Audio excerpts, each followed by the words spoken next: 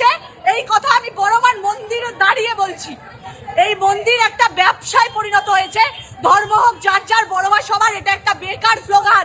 সেলিব্রিটিদের ব্যাপার আলাদা, সাধারণ মানুষের জন্য এগুলো অ্যালাউড নয়। বড়মার মন্দিরে আমরা দাঁড়িয়ে আছি। এই যে আমরা শালিনী চক্রবর্তী বলছি, এই বড়মান মন্দিরে দাঁড়িয়ে এখানে বলা হয়েছে সেলিব্রিটির জন্য বড়মান মন্দিরে ভিডিও ক্যামেরা অ্যাভেলেবেল, কিন্তু সাধারণ মানুষের জন্য বড়মান মন্দিরে ভিডিও অ্যাভেলেবেল নয়। এই কথাটা কিন্তু মনে রাখবেন। উনি বলছেন যে সেলিব্রিটিদের কথা আলাদা, আপনারা তো সেলিব্রিটি নন, তাহলে ভগবান কি সবার জন্য এক নয়? মা কি সবার জন্য? এক্স্যাক্টলি, বড় মার কাছে পূজা দিতে এসেছে, একদম চুপ, একদম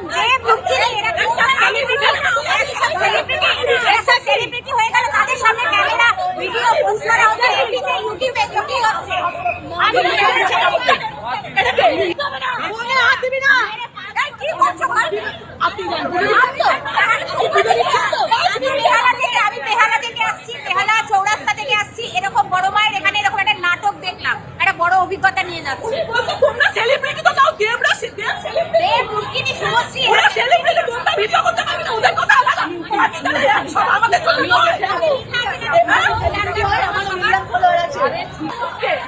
বড়মান মন্দির এখন একটা ব্যবসায় পরিণত হয়েছে। এই কথা আমি বড়মান মন্দিরে দাঁড়িয়ে বলছি। এই মন্দির একটা ব্যবসায় পরিণত হয়েছে। ধর্ম হোক যার যার, বড়মা সবার, এটা একটা বেকার স্লোগান। সেলিব্রিটিদের ব্যাপার আলাদা, সাধারণ মানুষের জন্য এগুলো অ্যালাউড নয়। নৈহাটির বড়মাকে নিয়ে আবার বিতর্ক।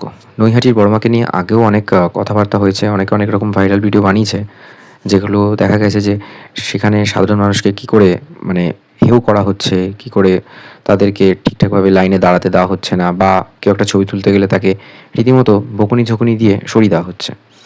তো বড়মা সবার কাছে, বড়মা খুবই আপন, এবং বড়মার কাছে মন ভরে ডাকলে সবই পাওয়া যায়। এই বিশ্বাস থেকেই একটা সময় এই একটাই ট্যাগলাইন হয়েছিল, ধর্ম যার যার, বড়মা সবার। কিন্তু পরবর্তী সময় দেখা গেল যে না, বড়মা সবার জন্য না। যে সেলিব্রিটি, যার ক্ষমতা, যার পয়সা, তার জন্যই হয়তো বড়মা। বড়মা সবার কাছে খুব আপন।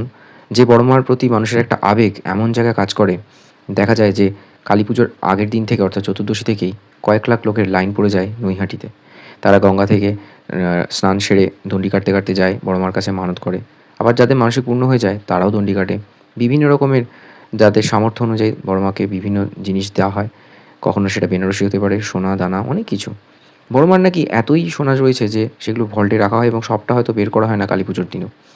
বুঝতেই পারছেন যে বড়মার ব্যাপ্তি কতখানি।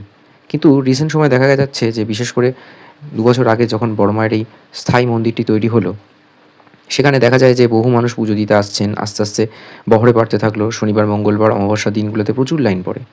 তারপর গত বছর থেকে বড়মার এই মন্দিরে ভোগ প্রসাদেরও ব্যবস্থা করা হয়েছে, সোম, বুধ, শুক্র, যার জন্য কোনো কুপন মূল্য ধার্য করা হয়নি। শুধু একটা কুপন দেওয়া হয় বেলা 11টা থেকে, তারও একটা লাইন পড়ে। এবং আমি নিজে সেপ্টেম্বর মাসে গেছিলাম পুজো দিতে এবং ভোগ প্রসাদ গ্রহণ করে এসেছি। এসি রুমে বসে খাওয়ানো হচ্ছে, খিচুড়ি, বিভিন্ন ধরনের তরকারি, মিষ্টি, পায়েস, চাটনি, ঠিক আছে, সবই ঠিক আছে। কিন্তু কতগুলো প্রশ্ন তো থেকেই যায় না। এবং এটা শুধুমাত্র বড়মা বলে তো নয়, এটা তো দক্ষিণেশ্বর কালীবাড়িতেও প্রযোজ্য। রানী মুখার্জি থেকে কাজল, তারা যখন পুজো দিতে আসেন দক্ষিণেশ্বরে, সেখানে কিন্তু মোবাইল ফোন নিয়ে ভেতরে ঢুকে গর্ভগৃহে মায়ের সাথে ছবি তোলা হয়। ঠিক সেই জিনিসটা অন্যদের ক্ষেত্রে প্রযোজ্য নয়। দক্ষিণেশ্বরের নিয়ম হচ্ছে যে আপনাকে বাইরে মন্দিরের ঢোকার মুখে মোবাইল ফোন জমা রেখে প্রবেশ করতে হবে গর্ভগৃহে বা মন্দির ক্যাম্পাসের ভেতর। বড়মার ক্ষেত্রে হয়তো সেটা নয়, সেখানে বলা আছে যে ছবি তোলা নিষেধ। এবং এখন যত দিন যাচ্ছে ছবি তোলার ক্ষেত্রে কড়াকড়ি করা হয়েছে, ভিডিও তোলা তো টোটালি বারণ। তাও অনেকে তুলছেন ঠিকই, আমিও তুলেছিলাম সেপ্টেম্বর মাসে, কিন্তু তারপর 6 মাস কেটে গেছে, হয়তো এখন নিয়মের কড়াকড়িটা বেড়েছে। কিন্তু এখানে কয়েকজন কটা কথা বলেছে যে আপনি সেলিব্রিটি হয়ে আসুন, তারপর আপনিও ঠাকুরের সাথে ছবি তুলবেন। এটা কোনো কথা? আমরা কিচ্ছু বলতাম না, উনি বললো দেবের ব্যাপার আলাদা। মন্দিরে পুরোই জানে ছেলেটি, এরা তো বলবে ওদের জন্য সাক্ষী, আমরা তো সাধারণ মানুষ। মা তাহলে সবার জন্য লেখাটা বন্ধ করুন, বলুন শুধু সেলিব্রিটিদের জন্য। আরে এই ভিডিওটা আমি আপলোড করব, এই ভিডিওটা আপলোড করা উচিত। বড়মার মন্দিরে আজকে এই যে ব্যবহার, এই যে কথাটা, এই ভিডিওটা আপলোড হোক, এই ভিডিওটা মানুষ জানুক। বড়মার যে ট্রাস্টি বোর্ড আছে সেখানকার স্থানীয় নৈহাটির বেশ কিছু ছেলে তারাই এই বোর্ডের সাথে যুক্ত, যারা দিন রাত এই ট্রাস্টি বোর্ডের হয়ে কাজ করে চলেছেন। এবং শুধুমাত্র তো পুজো নয়, তার সাথে সমাজসেবা রয়েছে। বহু মানে দুস্থ দরিদ্র মানুষের কন্যাদায়গ্রস্ত মেয়েদের বিয়ের ব্যবস্থা করা হয়, বেনারসি দেওয়া হয়। তাছাড়া দুস্থদের চিকিৎসার ব্যবস্থা রয়েছে। তো বড়মা ট্রাস্টি বোর্ড বলেইছে বারবার যে এখানে দান ধ্যানের যে অর্থ জমা হয় সেটা দিয়ে তারা সারা বছর বিভিন্ন ধরনের সমাজ কল্যাণমূলক কাজ করে থাকে। অ্যাম্বুলেন্স পরিষেবা হতে পারে, আরও অনেক কিছু। তো তার মানে ধরে নিচ্ছি যে এখানে বলাই হয়েছে যে সাধারণ মানুষের জন্য বড়মা ট্রাস্টি বোর্ড। বড়মা সবার, ওই যে কথাটা বারবার বললাম, ধর্ম যার যার, বড়মা সবার, এই কথাটা আজকে সবার মুখে মুখে। এবং তারপর বড়মার ব্যাপ্তিকে কেন্দ্র করে যে মানুষের যে আবেগটা কাজ করছে সেটা অন্য লেভেলের রয়েছে।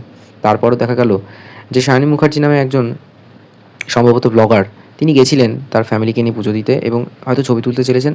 তখন বলেছে যা সেলিব্রিটি হয়ে আসুন তখন হবে। এবং তখন কিন্তু সে ঘুরিয়ে বলেছিল যে দেব শুভশ্রী তো সেখানে বসে ছবি তুলছে, তাহলে আমরা কেন নয়? যে দেব শুভশ্রী ভাই মানে ভিআইপি, তারা সেলিব্রিটি পার্সন।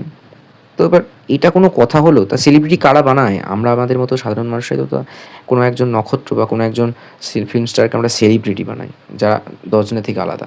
তা তার মানে দেখা যায় যে দেব রঘু ডাকাত হতে পারে, কিংবা গত বছর দেব শুভশ্রীর যে বইটি বেরিয়েছিল ধূমকেতু, প্রচারের সময় দেখা গেল একেবারে বর্মা মন্দিরের উপরে যে পাটটাতে বসে খাওয়ানো হচ্ছে সেখানে উঠে তারা হাত নাড়ছে। এবং বলা চলে তিনি বলেছেন যে তার সিনেমাগুলো যখন সাকসেস পায় এবং রিলিজ করার আগে দুবার তিনি যান পুজো দিতে, যদি বইটা সাকসেস পেয়ে যায় তখনও যান পুজো দিতে। এইভাবে তিনি বলেন যে তারও মনের মধ্যে কোথাও একটা বিশ্বাস রয়েছে। কিন্তু তার মধ্যেও তো একটা কাজ করে যে প্রমোশন, ব্র্যান্ডিং, যে দেব এসছে এখানে পুজো দিতে, অটোমেটিক মানুষের মধ্যে, নৈহাটি মানুষের মধ্যে একটা আলাদা রকম কাজ করছে যে না, দেব এসছে এখানে পুজো দিতে বড়মার কাছে, তাহলে চলো আমরাও যাই সিনেমাটা দেখতে। এটাও কিন্তু একটা পার্ট অফ এ প্রমোশন। যাই হোক, সেটা আলাদা বিষয়। কিন্তু এমনও দেখা গেছে যে বহু সাংসদ, বহু মন্ত্রী তারাও বলেছিলেন যে যদি আমি ভোটে জিতি তাহলে বড়মার কাছে পুজো দিয়ে আসবো, সেগুলোও রেখেছেন অনেকে। আমি তাদের নাম করছি না, তারাও করেছেন। তো বড়মা কি শুধুমাত্র সেলিব্রিটি পার্সনের জন্যই? এই প্রশ্নটা বলেই আমি আজকে আমার বক্তব্যটা শেষ করলাম। বড়মা তো সবার, তাই না? আপনারা কি মনে করছেন? কমেন্ট বক্সে জানান নিজেদের মতামত। চ্যানেলটা ভালো লাগলে অবশ্যই দেখতে থাকুন বং স্টোরিজ, আর প্লিজ সাবস্ক্রাইব করুন, শেয়ার করুন যাতে সবাই ভিডিওটা দেখতে পায়।